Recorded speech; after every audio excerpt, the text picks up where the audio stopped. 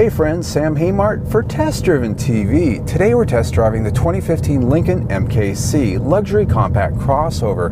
Now this is a very important vehicle for Lincoln because they've been working very hard lately to separate themselves from parent brand Ford. And even though this vehicle is related to the Ford Escape, it's got entirely its own styling from top to bottom and unique powertrains. So today I really want to find out, is its beauty more than skin deep?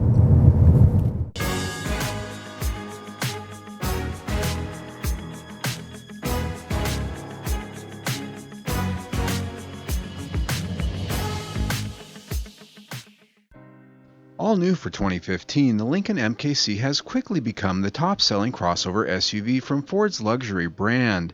This comes for a couple of reasons, starting with the fact that the compact luxury crossover class is as hot a place to be as Phoenix in the summer, where we're testing today.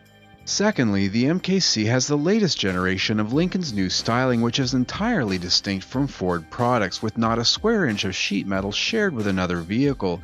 This starts right up front with a bold split-wing grille and HID headlamps framed with LED daytime running lights. At the rear, MKC gets a wraparound rear liftgate, which is admittedly a cue from Audi, but a good-looking one at that. The rear three-quarter view offers up a nice appeal, which is grounded by a silver lower valance and dual exhaust tips.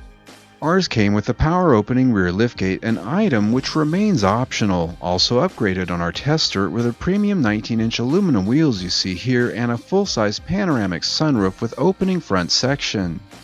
With the reserve package, the cabin of our MKC was lined with premium materials like genuine wood trims, top-grain soft leather hides on the seats and steering wheel, and the front seats were both heated and ventilated, and with the climate package, ours had a heated steering wheel too. The Lincoln exclusive center stack design features unique controls for HVAC and other features, the My Lincoln Touch infotainment system, and the push-button gear selector in lieu of a standard gear lever.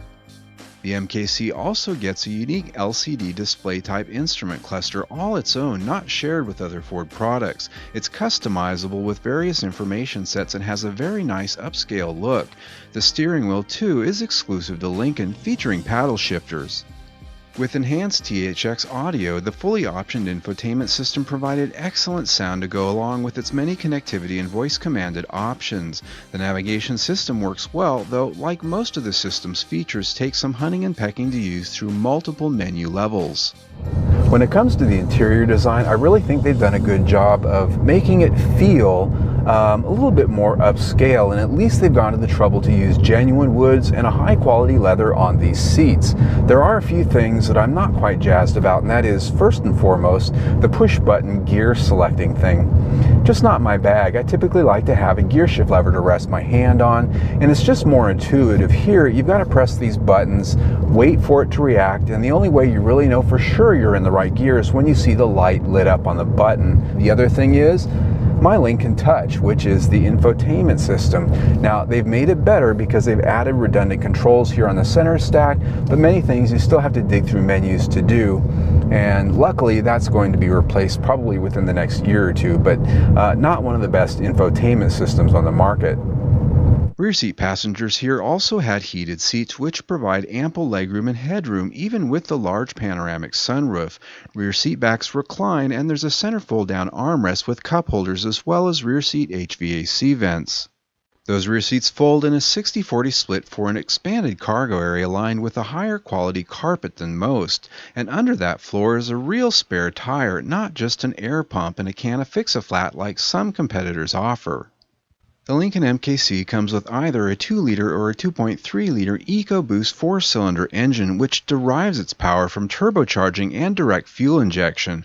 Our tester had the more powerful and optional 2.3-liter unit, which offers up 285 horsepower and a healthy 305 pound-feet of torque. Power with a larger engine comes through a standard all-wheel drive system and 6-speed automatic transmission, which can be shifted manually with paddle shifters and has a sport shifting mode. One thing I'm very pleased with here is this 2.3-liter EcoBoost engine. Well, when you think luxury, you don't always think 4 cylinders, but in modern days, that's where we're headed. And with this turbocharged unit here, it does offer a pretty good level of refinement, and the 6-speed automatic transmission delivers shifts quite well. Overall, it's got a pretty good deal of performance. It does run on regular unleaded fuel, so you don't have the extra expense of premium too. That I like. The EPA rates the 2015 MKC as tested with 18 mpg city, 26 mpg highway, and 21 mpg combined. We achieved precisely as promised in our week with 21 mpg combined city and highway. Sharing its chassis with the aforementioned Ford Escape, the Lincoln MKC features McPherson strut front suspension and a multi-link rear suspension.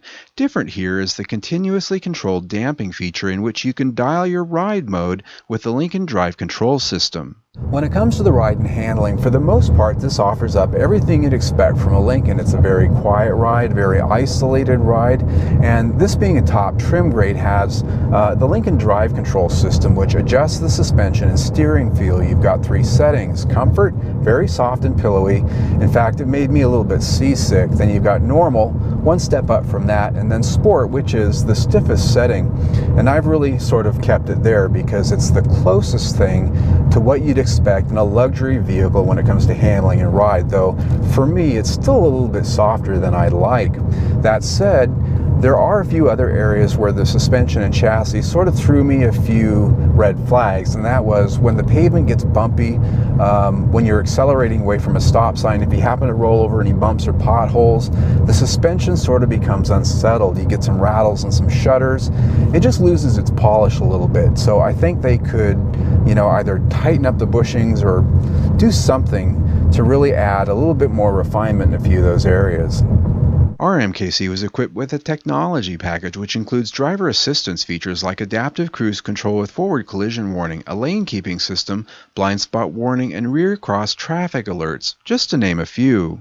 When it comes to safety, the Lincoln MKC has not yet been fully tested by the IIHS for their full battery of tests, but it has scored good ratings in the moderate offset and side impact tests done to date. We expect more results will be available from the IIHS very soon.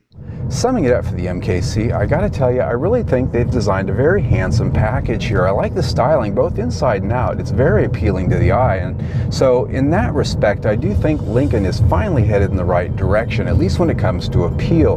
Now, does it rise to true luxury status? To be honest with you folks, I'm not so sure. To me, this feels very much like a very well-loaded Ford Escape.